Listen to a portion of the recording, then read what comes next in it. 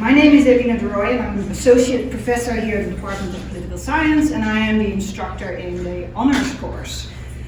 I want to first start though by acknowledging that we come together here on what are the unceded traditional territories of the Coast Salish peoples, including the Squamish, the Tsleil-Waututh, the Coquitlam and the Musqueam nations on which SFU's campus is located.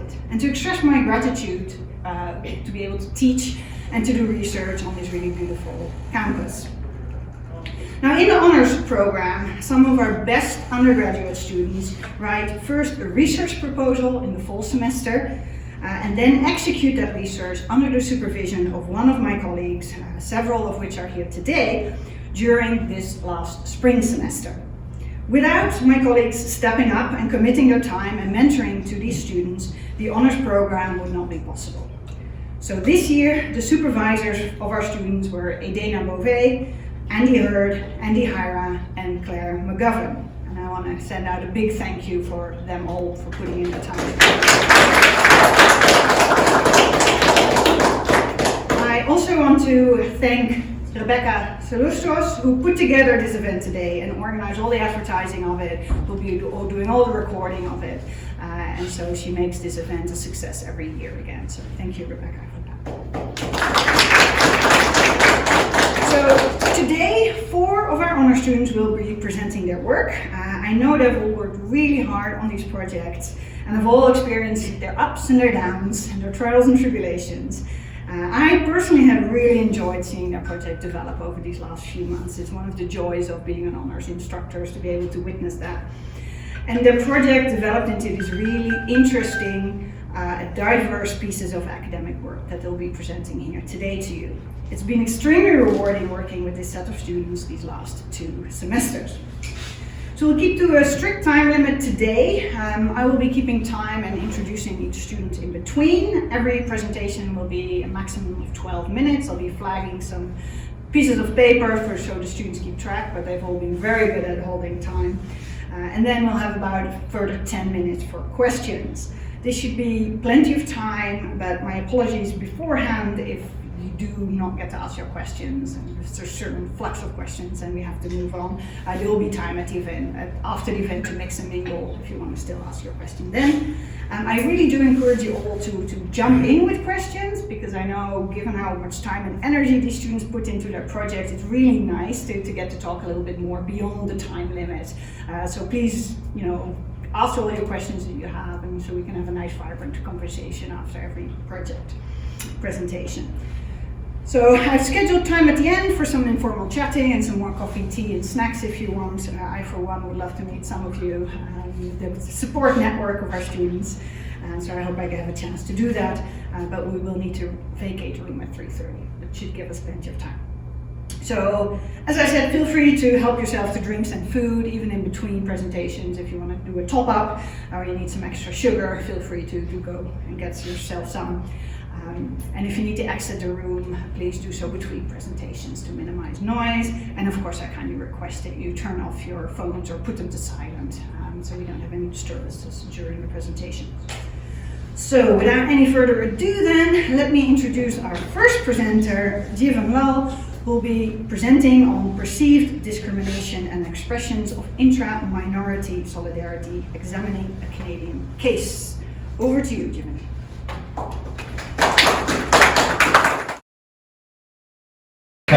So thanks everyone for being here. I'm excited to share my honors research with you today. As you know, I'm talking about perceived discrimination and expressions of intra-minority solidarity, and I'm examining a Canadian case. So the quote that really got me started on this research is a quote from The Nature of Prejudice by Gordon Halpert. Halpert says that a victimized individual will take one of 2 paths. Either they will join the pecking order and treat others the way they have been treated, or else they will consciously and deliberately avoid this temptation. These people are victims exactly as I am a victim. Better stand with them, not against them. And so Halpert's work really starts off a great focus in academic literature on minority-minority group relations, and looking at when these groups express solidarity with one another and when they engage in competition. And my research attempts to build on this. So my specific question asks, how does perceived discrimination among non-Indigenous racialized Canadians impact expressions of intra-minority solidarity towards Indigenous people? So the significance of my research is that I'm contributing to scholarly conversation around discrimination. There's increasing focus on how discrimination impacts the political behavior of individuals, and I'm excited to contribute to that. Furthermore, there's societal relevance for Canada, specifically looking at Canadian population growth. Both non-Indigenous racialized minorities and Indigenous folks in Canada both project to have significant growth, and so it's important to look at ways to promote solidarity between groups rather than competition, and this is important for national cohesion. Lastly, this is a unique opportunity for reconciliation. The Truth and Reconciliation Commission of Canada, in their 2015 report, notes that focusing on how new immigrants to Canada and racialized minorities view Indigenous people is an important way to promote reconciliatory policies. And so the key concept that you've heard is intra-minority solidarity. So what does that mean? Intra-minority solidarity is support between groups that experience widespread social, political, and/or economic marginalization. So these are minority outgroups. And there are two dimensions of this solidarity. Number one being awareness of outgroup suffering, and number two being expressions of support. So the awareness of outgroup suffering doesn't have to be positive. You just have to know that there's another group out there experiencing something. And expressions of support have been operationalized in the literature as elite endorsements of working with another group and support for policies designed to benefit an outgroup. And so there are a number of schools of thought regarding discrimination's impacts on intra-minority solidarity. The first school I identify is discrimination as an inhibitor. So this school is based in group conflict theory, and it sees that it sees the support as a limited resource. So it's really a zero-sum view of things. So if my group is experiencing discrimination, supporting your group is going to take away attention and resources that could be focused on my group. And this attention includes things like government funding and media attention. The next school of thought is discrimination as an inhibitor, and I divide that into two sub-schools. The first being the common in-group identity model sub-school, and the second being the empathetic altruism sub-school. So the common in-group identity model sub-school, what discrimination does under that sub-school is it creates a collective consciousness. So my experiences of discrimination within an out-group create parallels that allow me to connect to other groups. And what we see here is the creation of a superordinate minority identity that individuals are more willing to provide support to. The second being the empathetic altruism sub-school. What we see here is going back to Alport's idea that these people are victims exactly as I am a victim. Experiences of discrimination are likely to then increase empathy, increase feelings of support, and increase feelings of wanting to support this outgroup directly. So my hypothesis is grounded in the discrimination as an inhibitor school, and I theorize that the more discrimination non-Indigenous minority Canadians report experiencing, the less likely they will be to express intra-minority solidarity towards Indigenous Canadians. And so my research design, unfortunately, there was no existing data, so this required me to go out and do original survey research and ethics approval, which was fun. And so the way that I did my recruitment was through these posters and flyers and advertising through SFU email lists. And I ultimately ended up with 88 valid responses. Very grateful to my participants.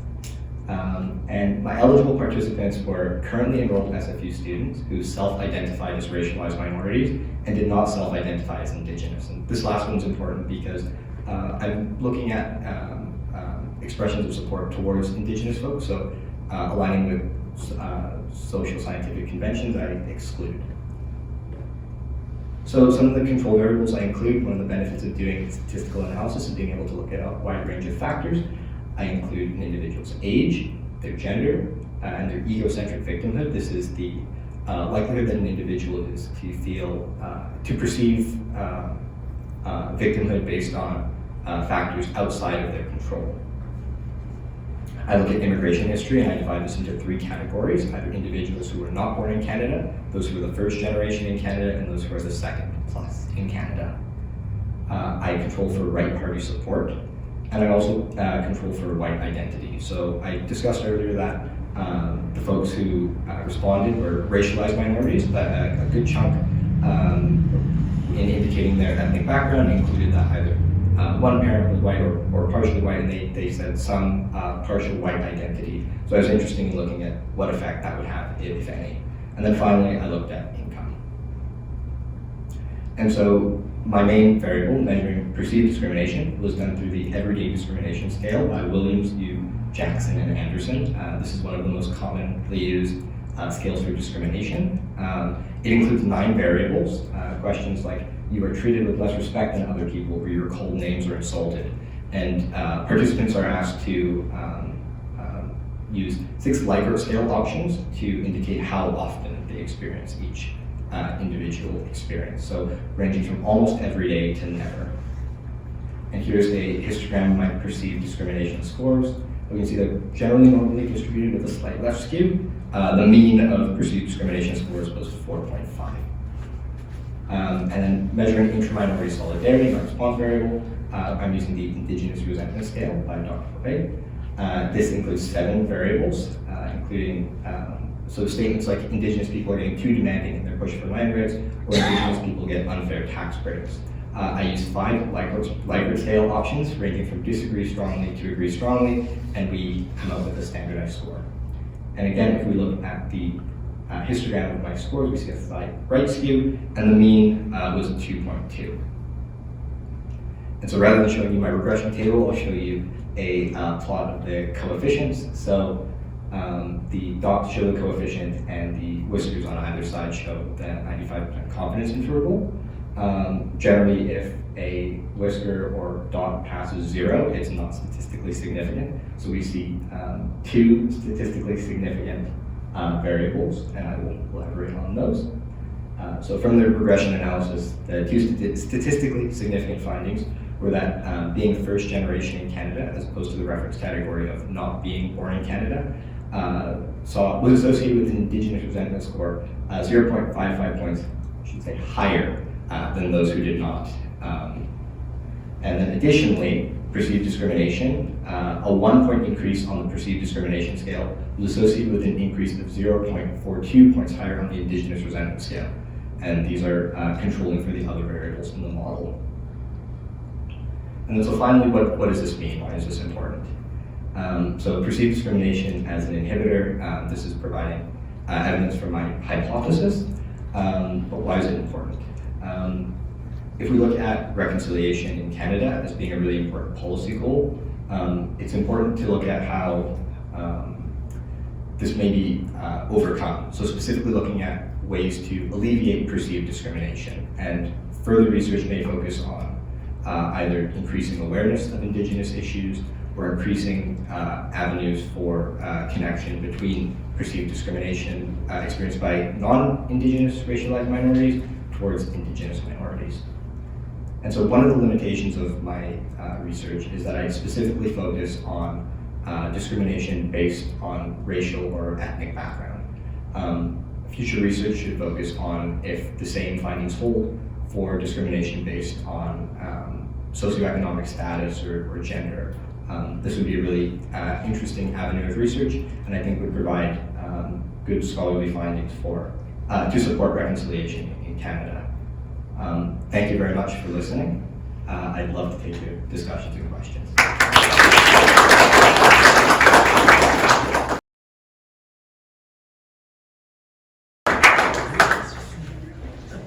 Hey everyone, thank you so much for your attending and showing up.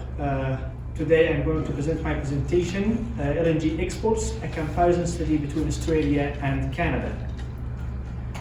So first of all, what is my research question? In the first part of my research question, I'm going to ask about what are the differences in the policies of Canada compared to Australia that make Canada an uncompetitive liquefied natural gas LNG exporter. So in this part of my research question, I'm going to make a comparison between Australia and Canada in terms of their actual policies that relate to the LNG industry. And based on that comparison, I am going to proceed to the second part of my research question: which policies should Canada implement to encourage exporting LNG? So in this part of my research question, I am going to look at which weaknesses or strengths Canada has in terms of its policies to the LNG based on that comparison to Australia. So before we deep into the LNG industry, what is LNG? So LNG, or the liquefied natural gas, is the liquid form of the natural gas, and without natural gas we cannot have LNG. So basically, once we extract the natural gas from the gas basins, it can go to its destinations through pipelines, but the situation will be different with the LNG. So in the LNG, it will, once we extract the natural gas from the gas basins, we will be able to liquefy that natural gas by cooling it to minus 162. And once we liquefy the natural gas, we will be able to ship it overseas to any destination through specific LNG ships, as the ship that you can see in this slide. So once we liquefy the LNG, or the natural gas, with having LNG, we will be able to have less space in terms of the volume of the LNG. The LNG volume will be less than the natural gas volume by 600 times. So why is this research important? So in this graph, we can see the global supply and demand for the LNG globally. And we would find that there is an increasing demand for the global LNG without having enough and sufficient supply for the LNG, starting from 2030 until 2050. So there is a gap until 2050. So there is a gap in that area, and we can see it clearly there. So we are looking for potential suppliers to fill this gap, who they will be, and Canada might be a potential supplier for the LNG globally. Based on that, this project came out. So for or against, there are two main schools of thought in the literature review. So the first school of thought says that Canada should not enter the liquefied natural gas at all, and it should not enter this market at all, and they focus mainly on specific aspects like the uncertainty in the global prices and the uncertainty in the production costs in Canada. However, another school of thought says that Canada should enter the global LNG market, and they focus more on the optimistic side of the global LNG market by having less impact on the stability of the prices globally. And also at the same time, they say that Canada can gain huge profits from entering the global LNG market, and that will help to have higher GDP levels in Canada and higher GDP levels per capita as well.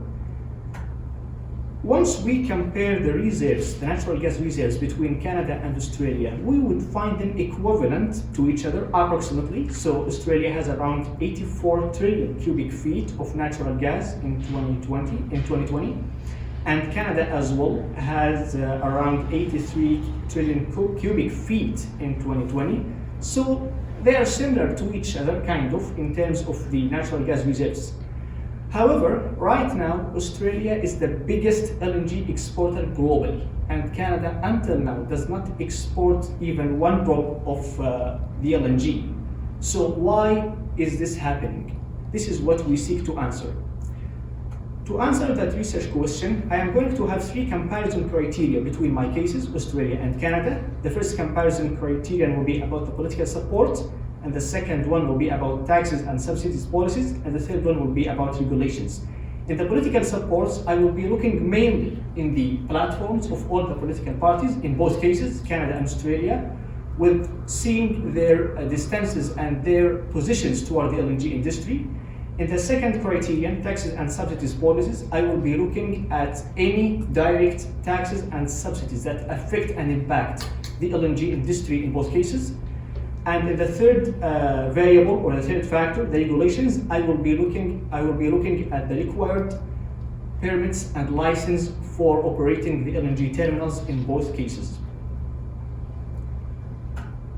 So in regard to the political support, once we compare Australia and Canada to each other, we would find that all the political parties in Australia, all the major political parties in Australia, mention their explicit support for the LNG industry in their political platforms.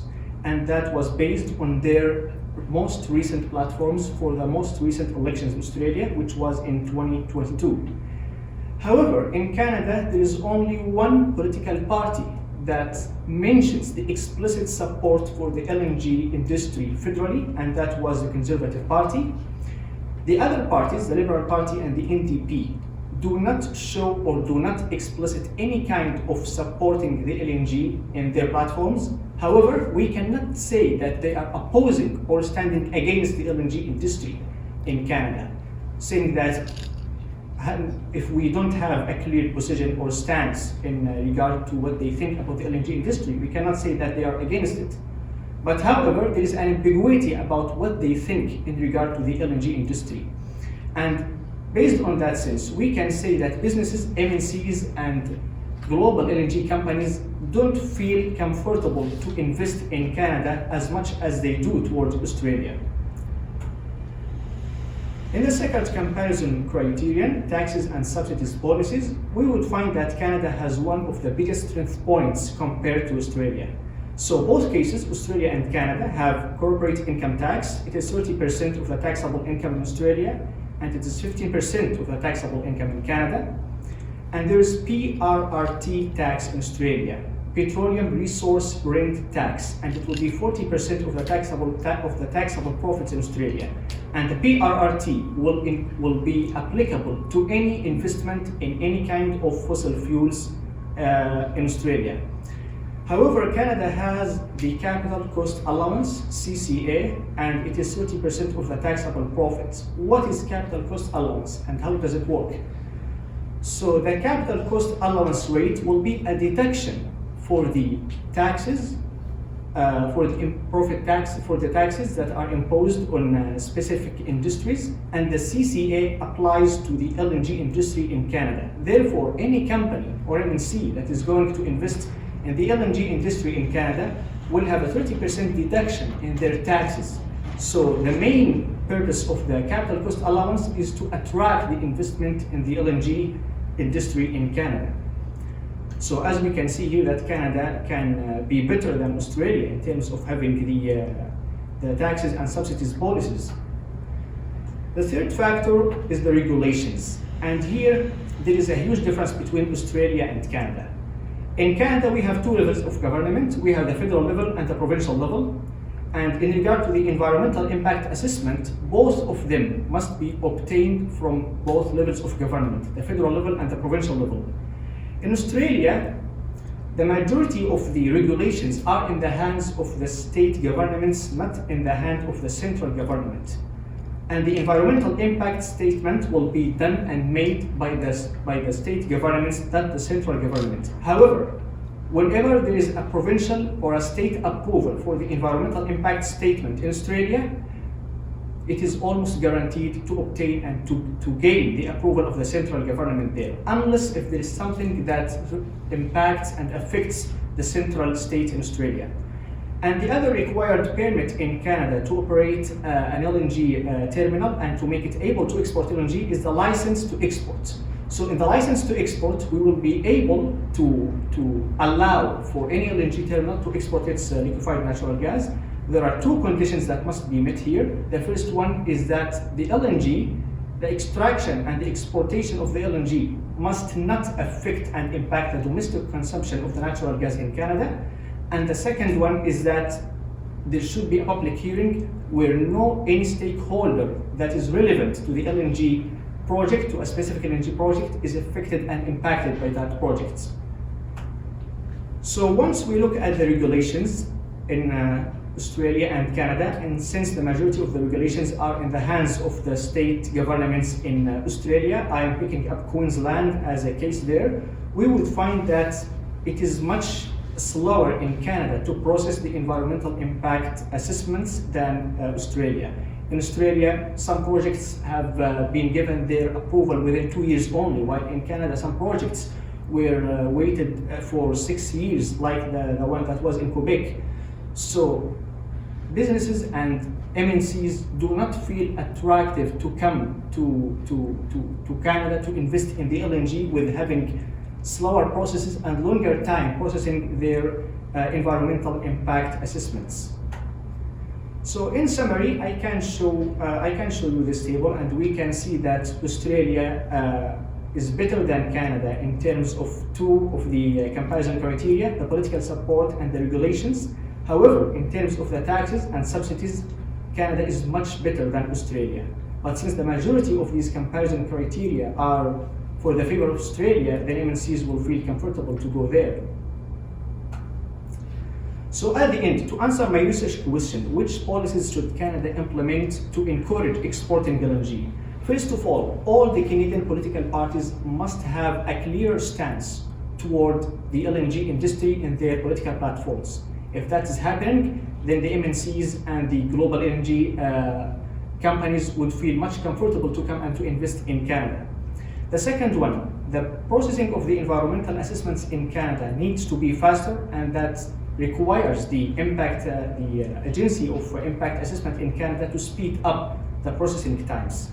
And the third one, the public hearing is duplicated and repeated in both the license to export and also the environmental impact assessment. So instead of having that application, it can be removed from one of these processes. That was my presentation, and I am so happy to answer your questions.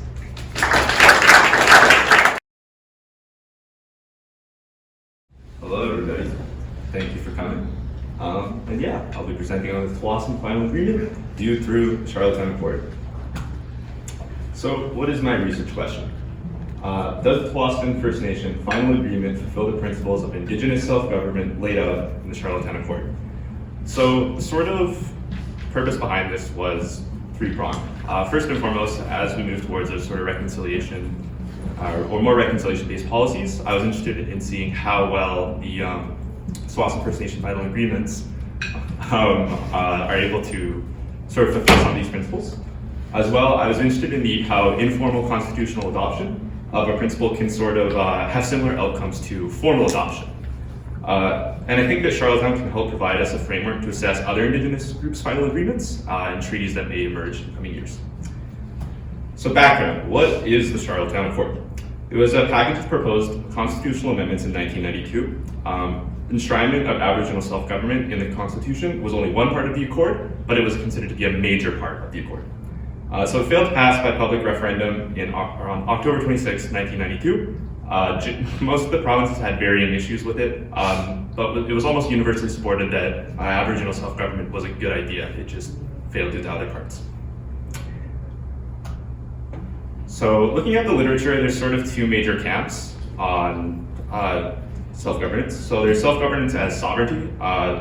So this is a much more theoretical framework, and it's sort of this idea of what you'd see as like a nation-to-nation dialogue with not necessarily a concrete idea of what self-governance should look like. Should that be sort of pseudo-states emerging? Again, much more theoretical, more normative school of thought. So I focused on self-governance as a third order of governance, in which case there's already sort of an existing framework. We have the federal government, we have the provincial government, and under Charlottetown you would have had Indigenous governments. So again, there's an existing legal framework for this idea, and it was the intent of the Charlottetown Accord to create, again, this third order. So the final agreement. So there's two quotes that stand out to me as really important, essentially. So the first and foremost is that the Tsawwassen First Nation has the right to self-government and the authority to make laws as set out in this agreement. Very fundamentally just laying out, yes, they have the inherent right to do this and pursue this. But what I find to be a little bit more interesting is, for greater certainty, the authority of the Tsawwassen government to make laws in respect of subject matter as set out in the agreement includes the authority to make laws and do other things as may be necessarily incidental to exercising that authority. This is all to say that there's essentially a residual power in the Tsawwassen government to make laws in regards to areas that it may not directly have control over, but that it would need to have control over to enforce laws and policies it may want to implement. So you'd see a similar thing in the federal government in the Peace, Order, and Good Governance clause, which is essentially saying that, yes, if there's certain areas that we didn't explicitly lay out, but you need to have access to in order to make your laws work, you probably have control over those areas as well. And again, I think that this is really important for how the sort of self-governance agreement is meant to function. So my methodology was a qualitative analysis of the Tsawwassen First Nation Final Agreement using 7 categories as units of analysis. These 7 categories are based on existing literature assessing final agreements, as well as essentially just a compilation of what the major areas in the final agreement lay out. I used a 1 to 5 scale to summarize this analysis on the fulfillment of the Charlottetown Accords principles, just sort of to simplify so you can look at it and go, oh, okay, that was pretty good and that one was maybe less good. So, my analysis, my 7 areas that I've spent the last 8 months looking at. So, social services, I gave a 4. So they have a full range of social services, education, healthcare, and income assistance, all as policy areas that they are allowed to legislate in. However, I didn't want to give it a full 5 as I felt that there's a capacity limitation in this area. In particular, it's not explicitly laid out how the SWASN government would receive support from the federal government the same way the provinces do in areas such as healthcare. Moving on to citizenship. So the SWASN government may make laws in respect of membership in SWASN First Nations, so long as they don't conflict federally. And in this area, I think they basically have, it's a perfect 5. They're able to define what they think is membership status, what they think is non-membership status, and they have almost complete control over this again, so long as it does not conflict with federal law, which would be very similar to the provinces. Moving to the judiciary. So they can generally establish their own legal framework and institutions in accordance with traditions and values. They cannot make laws in respect of criminal law and criminal procedure, but again, this is very similar to the provinces. But in general, they are able to create their own judiciary, which they have, and they're able to make their own laws, which I believe they've passed 27 of as of current. Moving on to natural resources. So they have the authority to manage and control resources within their lands. So this is anything from forestry, agricultural, fisheries, and importantly, subsurface resources as well. So there'd be mining resources or natural gas, for instance, if that was found on their lands. So economic development was an interesting one. So this is the lowest rated one, 3 out of 5. So they, as much as they have the authority to make laws and direct taxation of SWASN members within SWASN land, and this is the same as the provinces, it was similar to social services, where I think that there might be sort of a capacity limitation, and it's unclear, again, what support the federal government would continue to provide to help with economic development. So it remains sort of this weird area that I'm not entirely sure if it's fully fleshed out, but at the same time, I still think that there is an intention there, and so it's still a 3 out of 5. I don't think it was any further down than that. So language and culture. The agreement acknowledges and respects the unique culture, customs, and traditions of the SWASN First Nation. And there's a considerable amount of space given to how they are able to interpret their own culture. One particularly interesting one that I thought was that they are actually able to contest the wills of SWASN members if it could potentially lead to SWASN artifacts being destroyed. So, and that's even for members not living in SWASN land. So one interesting area though for why this wasn't a perfect 5 to me was they are not allowed to create IP laws in respect of their own intellectual property, and they're not allowed to have any modification of the official languages. So this was kind of an interesting one for me because there is a language used there that isn't English or French, and so it was curious to me that they weren't allowed to interpret what language that they should be used as their official languages. So again, that's why it was sort of the 4 to me, but regardless, they have fairly wide-ranging sweeping otherwise. Last but not least, they are a self-governing entity with legislative authority over a range of matters within their territory. And so again, I gave governance sort of a 4. Again, this was an idea of capacity though. There's about around 500 or so members, and so it's a fairly small group still. And so what capacity they have to really be a governance remains to be seen. As well, there's not, as much as there is some idea of how non-members of the SWASN First Nation living on their land should be handled, the representation of non-members, in my opinion, was lacking. And in particular, as there's more developments on SWASN lands, I'd like to see that maybe fleshed out a little bit more about how that should be handled for non-members having representation. So, my conclusion. The SWASN First Nation Pilot Agreement largely fulfilled the principles intended by the Charlottetown Accord, which was to create a third order of government, subnational entity. And so there are about 50 ongoing self-government negotiations across Canada currently. And I think that Charlottetown is able to provide us a model and sort of an assessment framework for other agreements in future. And again, I think it provides just this sort of baseline for how we might look at other agreements. So, yeah.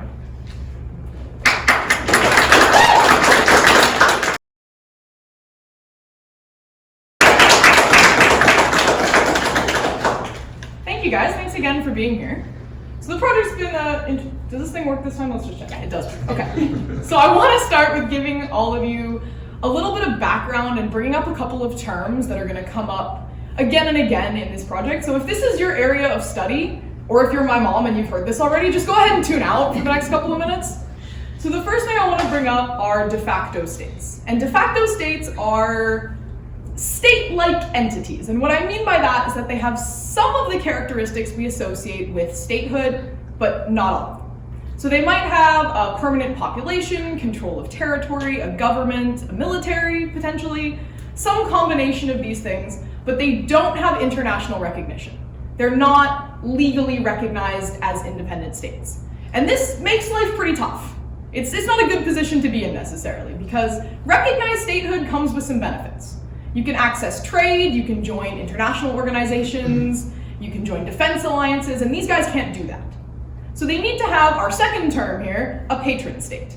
And a patron state is a recognized state, usually larger and more powerful, that's gonna help the little guys out. So they might trade with them, engage in military treaties with them, give them some financial help, whatever they need. And the last term I want to bring up is a parent state. And a parent state is the state that they're trying to leave. So the specific de facto states we're going to talk about today all have Russia as their patron state.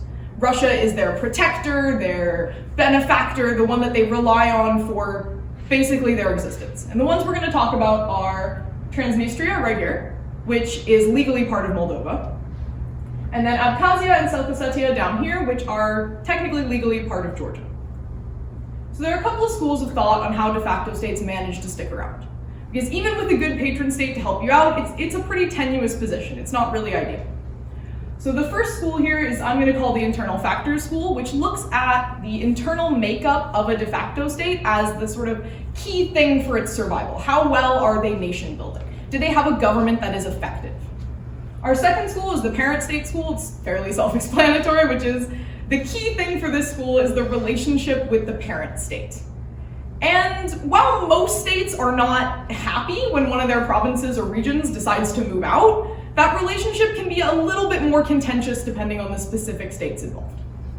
Finally, we've got the external power school, and this school looks at the de facto state's relationship with its patron state or just other states in the neighborhood, things that it interacts with. Why do you care? Why do any of you need to listen to me talk for 10 minutes about what some rogue province in Georgia is up to? Well, there's a good reason, and some of these headlines might give you an idea. This region is not terribly stable right now, as you all probably know. And understanding these states, how they function, and how what happens to Russia, in essence, also happens to them, is an important piece of the puzzle for understanding what's going on there right now. As this conflict continues, these states are going to be affected, the people living there are going to be affected, and they're going to be part of hopefully bringing this area out of conflict in the near future. This brings us to my research question. So my research question was looking at how do sanctions imposed on Russia affect the stability of these de facto states? And how is this affected or mitigated by how dependent they are on Russia? They're all dependent, but there is some variety. And I thought initially that the more dependent a client state was, the more we'd see changes in stability as sanctions are applied. So in order to do that, we've got a couple of different variables to look at. So we need to look at dependency, we need to look at sanctions, and we need to look at stability. So I'm going to give you a quick rundown of how I tried to do that. First one is dependency. So I split dependency into various kind of aspects of dependency, and then each one I gave certain indicators that were at least measurable-ish. It is not necessarily an exact science here, but measurable-ish. And I'm not going to give you all of them because you really don't want to listen to me talk for that long. So just as a little snapshot, we're going to look at trade dependency. And my indicators for trade dependency were how much they trade with states other than Russia. Russia is the primary trading partner for all three. And then what kind of natural sort of formations do they have access to that might make it easier for them to trade? So things like coastal access can really facilitate trade. And what we see here is that South Ossetia is the highest dependency case. They have almost no trade with anybody else, and they're completely landlocked. Abkhazia has a little easier. They have some trade with Turkey, and they've been exploring potential trade with Venezuela as well. And this has helped because they do have access to a coastline. Transnistria does even better. They trade with a couple of different EU member states. Notably, they have a very strong trading relationship with Romania. And they have some major waterway access, although a river, not a sea this time. And they have a neutral land border. So Ukraine is not their parent state or their patron state, but it's a neutral state and they can use that border to facilitate trade. This relationship held up for my other indicators. We see that South Ossetia is the highest dependency and Transnistria is the lowest. So if my hypothesis is correct, I would expect that South Ossetia's stability would fluctuate or change the most when sanctions on Russia change. Choice of time periods, I think, is relatively self-explanatory. I won't spend too much time here.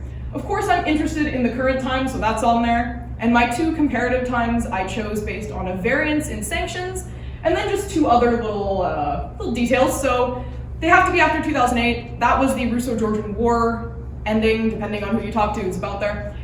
And that really changed a lot of the relationships that I'm looking at, so it's not as relevant to look at things that were going on before.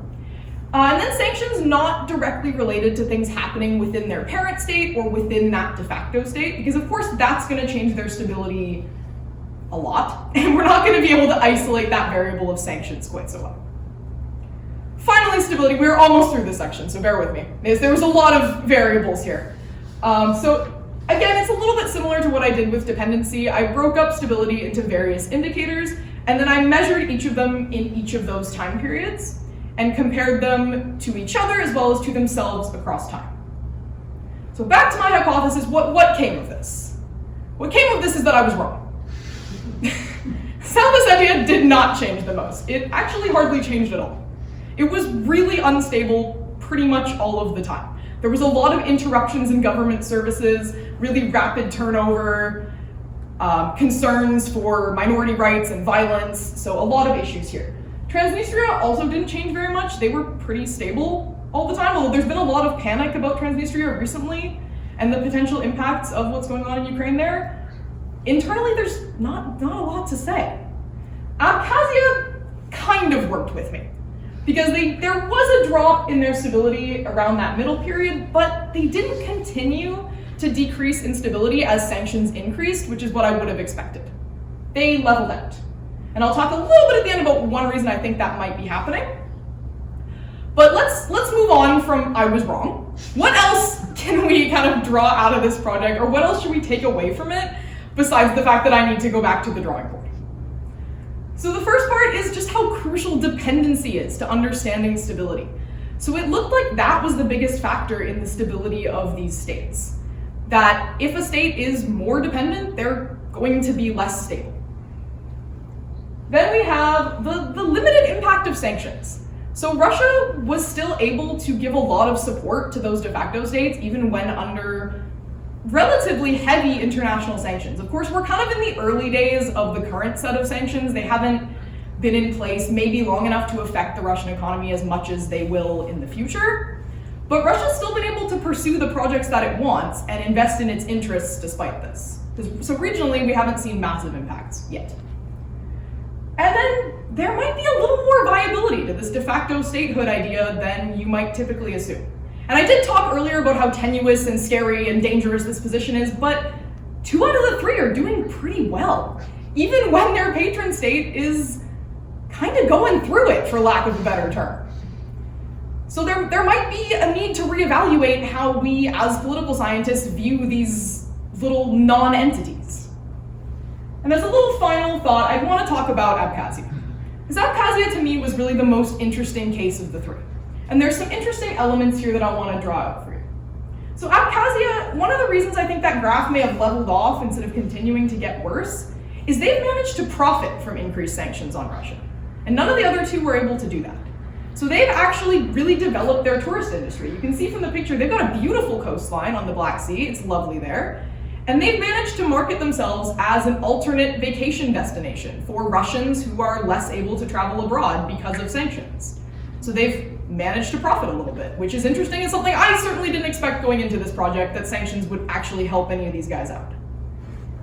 What I also wasn't really able to get into or measure as much as I would have liked is something that's not coming from the state. And Abkhazia made how state-centric my project was really obvious. And a lot of that was just out of necessity. It's hard to get public opinion polls for countries that don't officially exist. And it's even harder to get them in English. Or French, but that's even less likely for this part of the world. So there was a lot of pushback and unrest in Abkhazia, not because of sanctions on Russia, but because people disagreed with what the Russian government was doing, and disagreed with the fact that their state, the Abkhaz government, was becoming closer to Russia. So even in these countries, which are considered pretty weak democracies, if democracies at all, people still have a lot of say and a lot of impact on what happens. And I would love to, in the future, be able to look into this more deeply and maybe redo some of this project through a less state-centric lens. Thank you.